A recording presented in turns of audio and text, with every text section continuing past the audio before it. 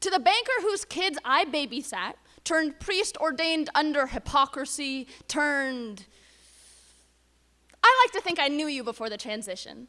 I like to think I can see through you. Believe this fell in your lap, so I can't blame you. Husband, father, banker, priest, they're all just labels.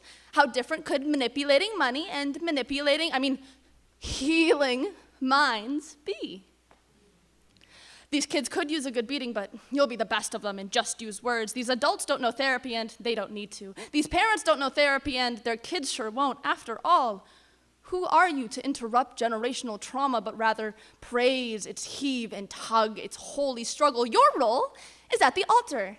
Turning bread and wine into body and blood is time-consuming. And even then, day in, day out, souls come to you with figurative, bleeding wrists and bruised knees. Day in, day out, souls come to you with literal, bleeding wrists and bruised knees. Every time you cut yourself open for this faith, for this tomb, you place yourself in their shoes, hoping for the resurrection of your humanity in the off chance it was there to begin with. And I get it. You weren't trained for this. A PhD is just a piece of paper, and any certification comes down to 8.5 by 11, so I can't blame you for not having either.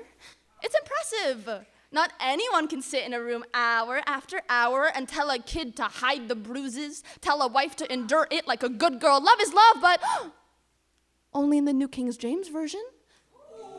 So tell him to repent. Tell her to repent. Tell them to stop letting their trials and tribulations torture everyone around them. And tell me too, your prim-picked, near-perfect servant, I confess my sins, hands and knees, that I want to leave the rot of this earth, need to drown myself in anything other than this burning fire. I asked you if you would hold my funeral, and you said you wouldn't. Not because you couldn't bear it, but because I'd go straight to hell for giving up, so there's no point. You told me to try harder, to put in the work, because all this flame, all this war, all this torment was too much for everyone around me. So I said, with all due respect, with none in mind, I said, well, if you read before you preached, maybe considered the holes in anyone's hand before yours, the building you call a church would have become a hell of its own. Maybe you could still find me, caught in the faults of your faith, a facade, your father, some son twisted with the holy shit. And I could say I resented you that day, but that would be a sin. Not the resent part, but the lie. I took your words with no grain of salt and branded myself with them.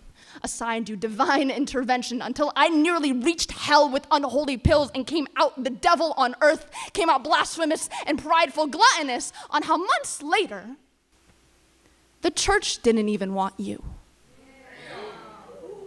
And damn, I wish I could say I called it.